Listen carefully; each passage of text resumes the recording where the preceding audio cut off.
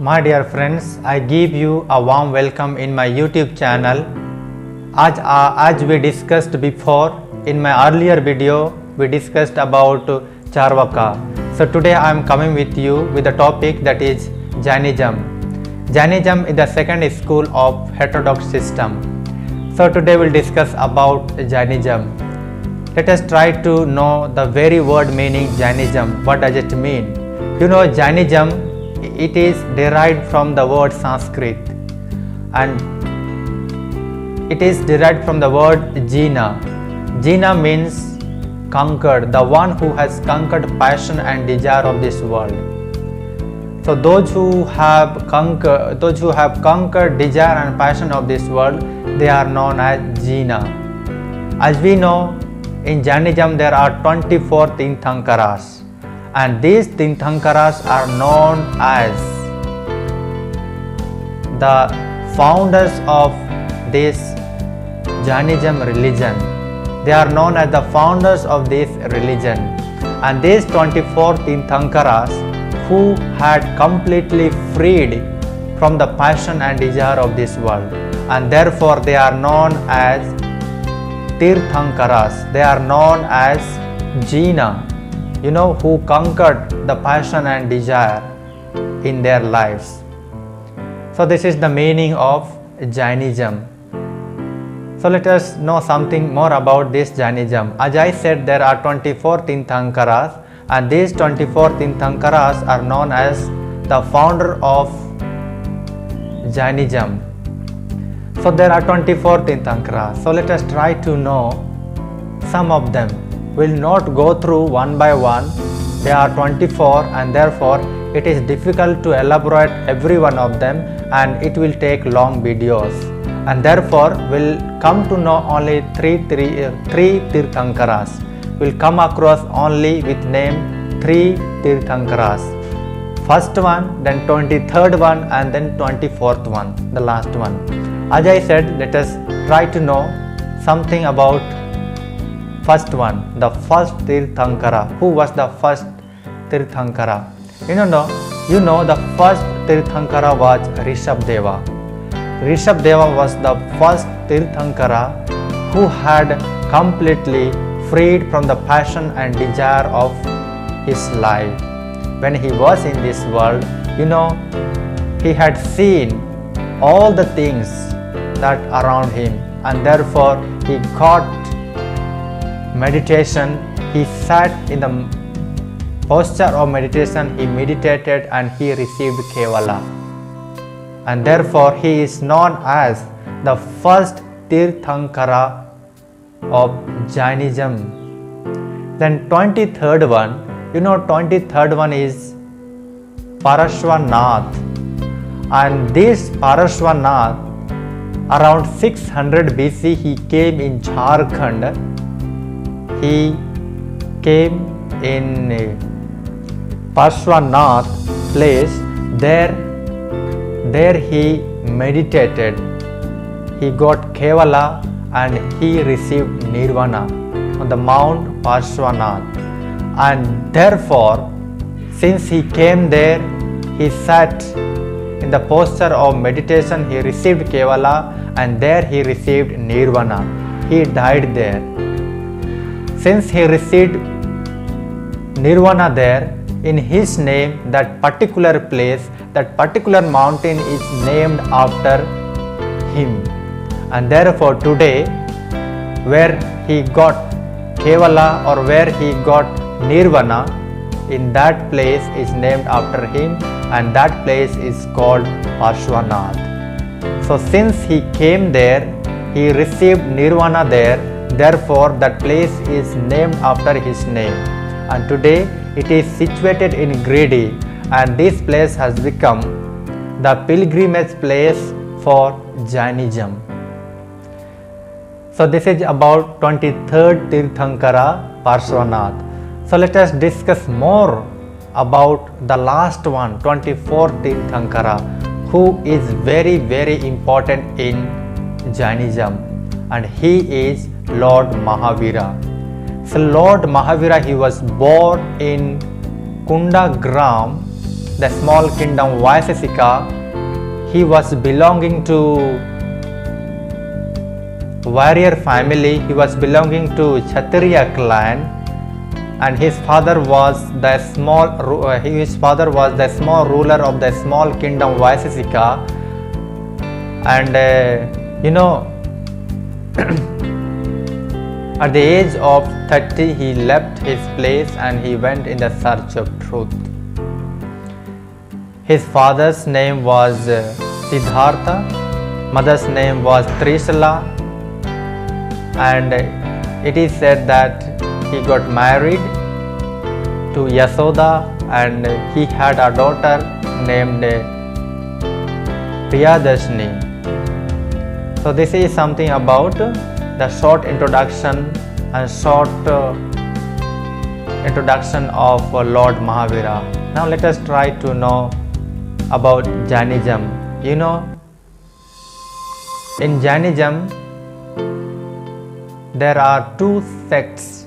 One is known as Digambara, the other one is known as Shvetambara. So Shvetambara and Digambar, let us try to analyze these two words.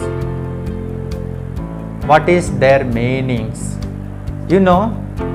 Digambar, it means direction, it means sky. So the monks of Digambar sect, they do not wear cloth. They remain naked throughout their lives. So according to the followers of Digambara, they say that for them sky is cloth, for them direction is cloth, therefore they do not need cloth in their lives, and therefore they remain naked throughout their lives. Whereas Shvetambara, the monks and the nuns of Shvetambara, they wear white clothes. But the very word Shvetambara, Shvet means white, Shvet means Safed. So they wear only the white cloth in their lives. You might have seen the nuns and the monks of Shvetambara, they wear only white mask and white clothes.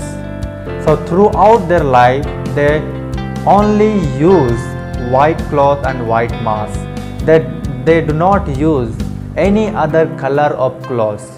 So they wear only white cloth and white mask throughout their life. Digambara does not believe the marriage of Mahavira. Digambara says that Mahavira was alone, he was unmarried, he had not got married, neither he had wife nor he had son. But only they believe at the age of 30, he left all his luxurious life, he left all his members, he left all his relatives, he left his own palace, and he went out in the quest of truth. Whereas Shvetambara, they believe in the marriage. Shvetambara says that he got married to Yashoda and he had a daughter named Priyadashini, and also Priyadashini got married to Jamali, and Jamali was the beloved disciple of Lord Mahavira. Digambara, they say that woman cannot get salvation, woman cannot get nirvana. So if she wants to get nirvana, she has to be born as male on this world, then only it will become possible for her to get nirvana. Whereas Shvetambara, they believe that woman can get nirvana. She does not have to be born as male. Being a woman or being a female in this world, she can get nirvana. Digambara allow the faithful to read the holy scripture angas, whereas Shvetambara does not allow faithful to read the holy scripture angas.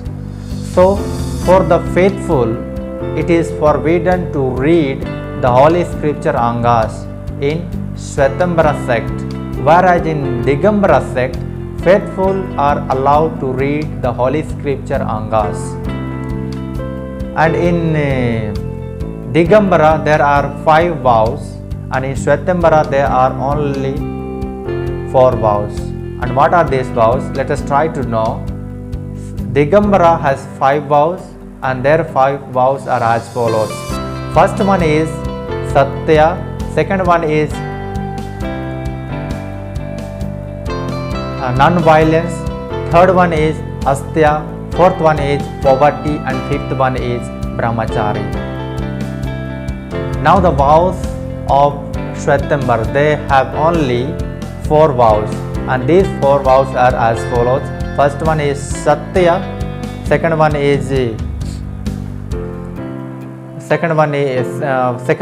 non-violence, third one is Astya, and fourth one is poverty. So the Shvetambara, they do not add the last one, that is Brahmachari, whereas the Brahmachari is found in the vows of Digambara. So these are the differences between these 2 sects. Now let us try to know some characters of Jaina people. You know, Jaina people are peace-loving people. Their all activities are based on non-violence, and therefore they do not reach harm to any small living creatures.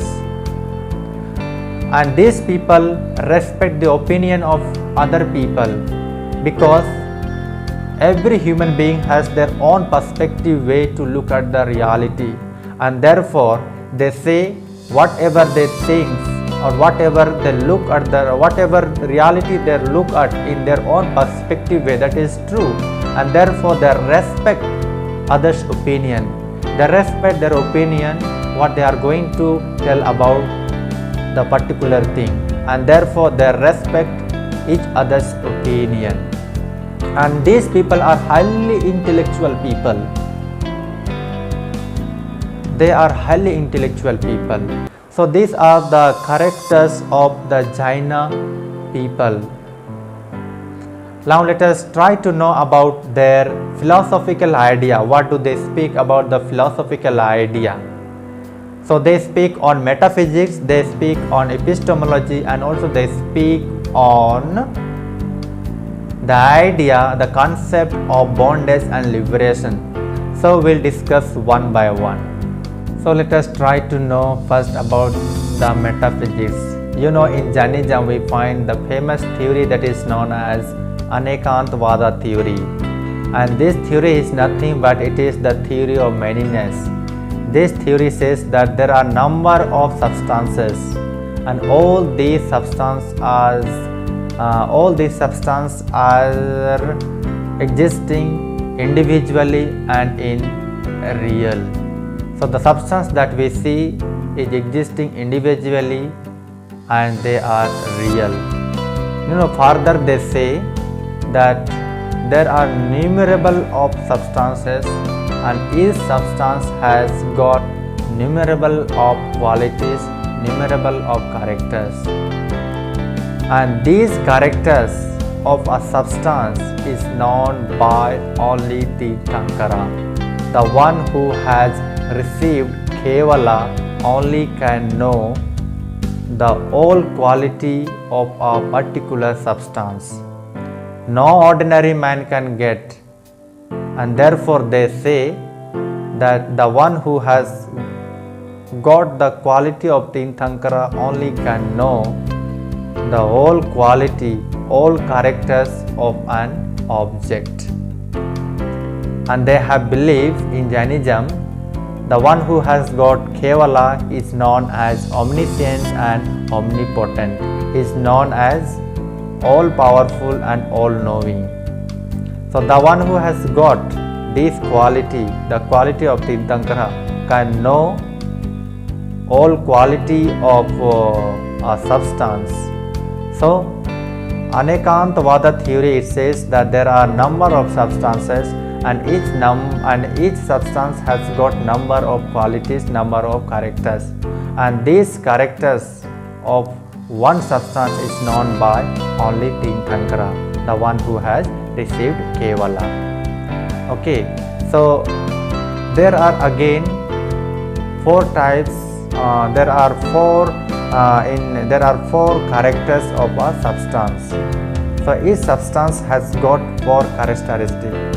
First one is positive character, second one is negative character, third one is essential character, and fourth one is accidental characters. Let us try to know what are these characters of an substance, of an object. Okay.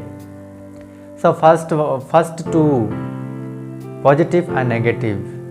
Let us try to know it, positive character and negative character of a substance. You know, what I know is known as positive character, and what I do not know of an object is known as negative character. Let us try to understand it in very plain way. Let me take one example. Let us take the example of a stone. If I know something about the stone, if I know the character, some characters of stone, that is positive characters, and if I do not know the characters of the same stone, that is known as negative character.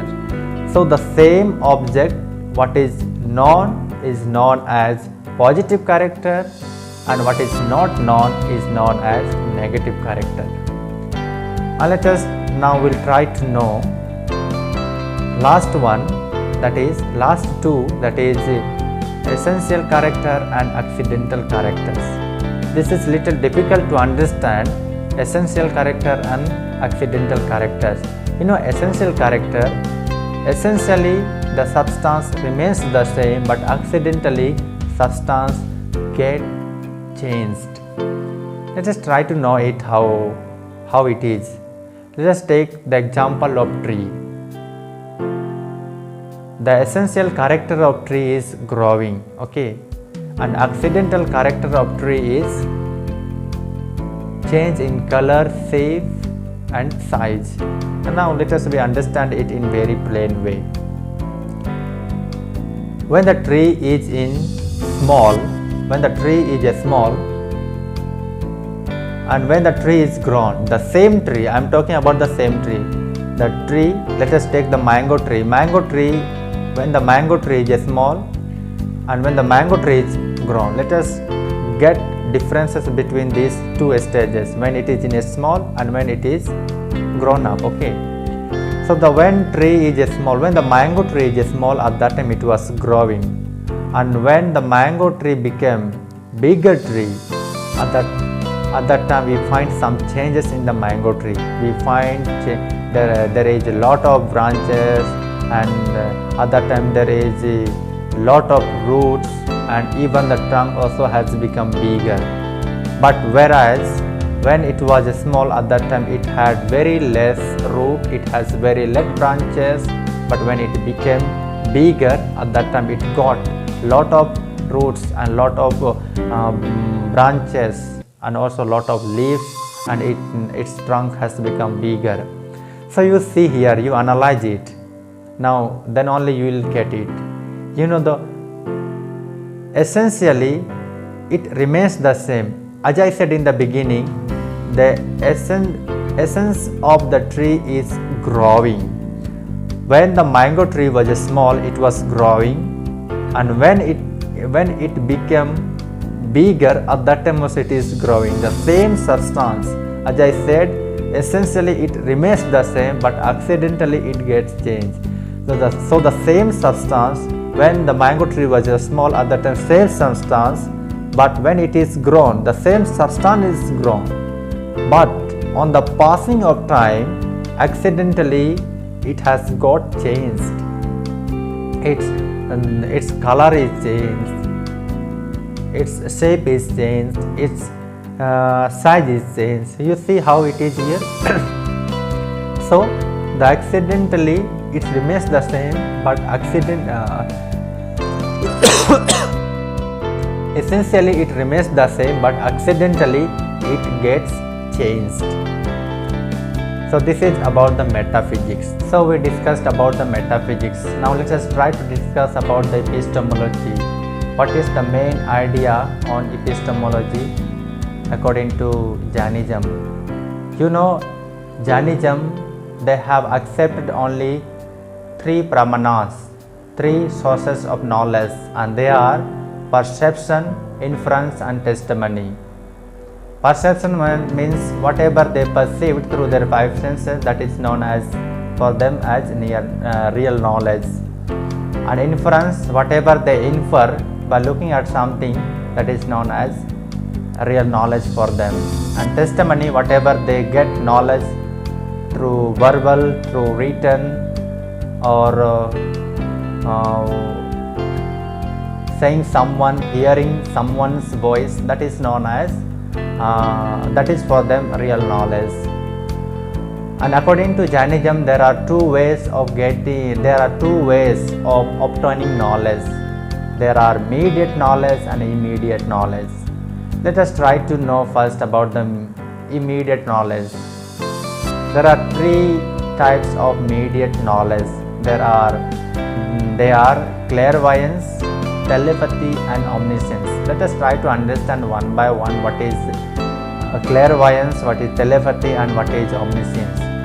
You know, clairvoyance, this is the knowledge that is not very clearly present to the senses.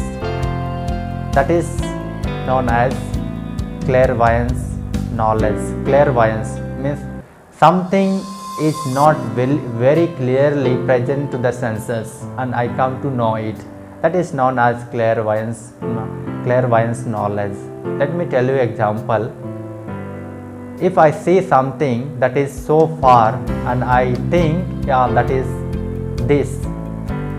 So this type of knowledge is known as clairvoyance knowledge.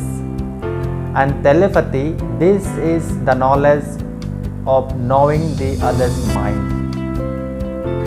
This is the knowledge of knowing the other's opinion. If I know someone's mind, what is going in his mind, so this type of knowledge is known as telepathy knowledge.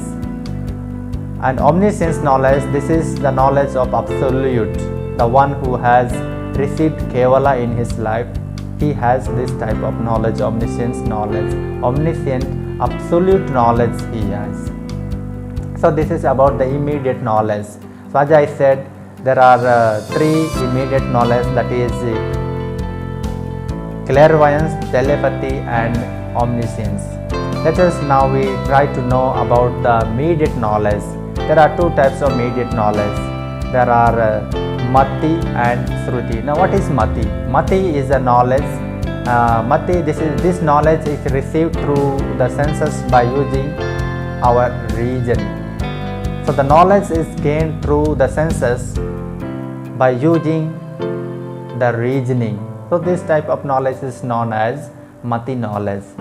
And Shruti knowledge, it can be known through verbal testimony, it can be known through written, it can be known through hearing someone's voice. This type of knowledge is known as Shruti knowledge. So we discussed about the immediate knowledge and immediate knowledge. You know, there are, as I said, that there are three types of immediate knowledge and two types of immediate knowledge.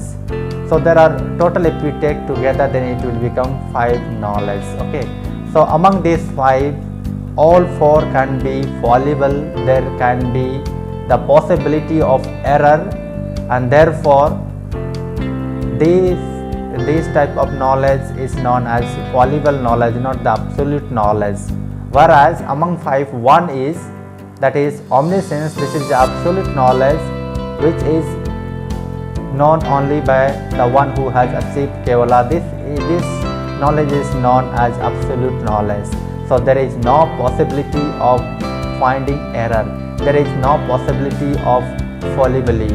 Therefore, this omniscience is absolute knowledge and it is the real knowledge for them. There is no any possibility of finding error. It cannot be fallible, and therefore omniscience is absolute knowledge which can be gained only through the one who has achieved Kevala. So this is something about the epistemology, and here only let us try to know about Jainism, that they speak about the padarthas, they speak about the matters.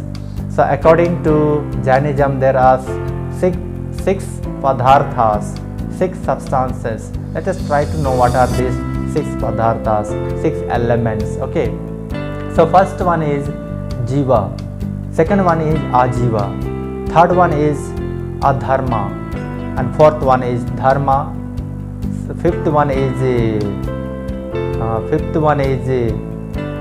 akasha, and sixth one is kala, means time.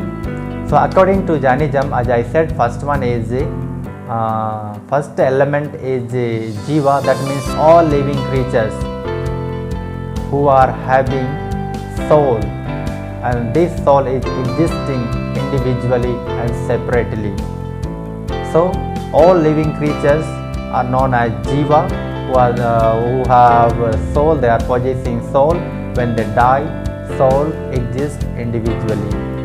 And ajiva, these are the matters, non-living things which does not which are not having soul. And as I said, dharma, this is the medium of movement, dharma, and adharma is the medium of rest. So all things that moves, that goes here and there, it is because of dharma, because of the medium of movement. So it helps something to move one place to other place. And adharma, it means the medium of rest. It helps the object to stay in one place. Okay, and then fifth one is akash. Everything, whatever substance are existing in this world, they all occupy substance. They are existing in substance. They occupy space. They are sorry to say, means all objects that are found, that are existing around us, all they occupy a space. All are existing in a space. Therefore, akash, there is akash for them. There is a sky for them. There is a space for them. That is real. Space is real for them. And last one, that is time. Everything is happening on time, and therefore time is real. So they speak about these 6 elements, these 6 padarthas, and these 6 padarthas are, as I said, let me tell you again. First one is jiva, second one is ajiva, third one is dharma, fourth one is adharma, fifth one is akasha, and sixth one is kala, time. So let us try to discuss about the concept of bondage and liberation. According to Jainism, there are substances. All living substances has their own soul. So there is the existence of soul according to Jainism. And Jainism, they hold the term that is transmigration of soul. So soul is transmigrated in different bodies in different times. So soul is born again and again in this world in the form of any other living creatures. So according to Jainism, they say that because of the passion and desire, the soul is in the state of karmic. Soul is bound in birth and rebirth. So according to Jainism, there are 4 types of passions, and these are anger, pride, delusion, and greed. Anger, pride, delusion, and greed. Because of all these 4 passions, one is bound in the state of karmic. He is born again and again in this world. So unless he is freed from all these 4 passions, he is not going to be liberated. And therefore, if the soul has to be liberated, then oneself has to be freed from the passion and desire. Then only soul can get nirvana. Then only soul can get nirvana. Soul will be freed from the state of karmic. It will not come again on this world. So this idea Jainism is holding. At the same time, they have three ratnas, and these three ratnas are right knowledge, right conduct, and right faith. So one should have right knowledge, one should have right behavior, and one should have right faith, right knowledge. And therefore, and all these right conduct, right knowledge, right faith is based on the teaching of Jainism. And therefore, if someone wants to be liberated from the state of karmic, then he has to follow right conduct. He should have right conduct, he should have right faith and right knowledge. Then only it will become possible for him or her to be liberated. So this idea that Jainism is holding.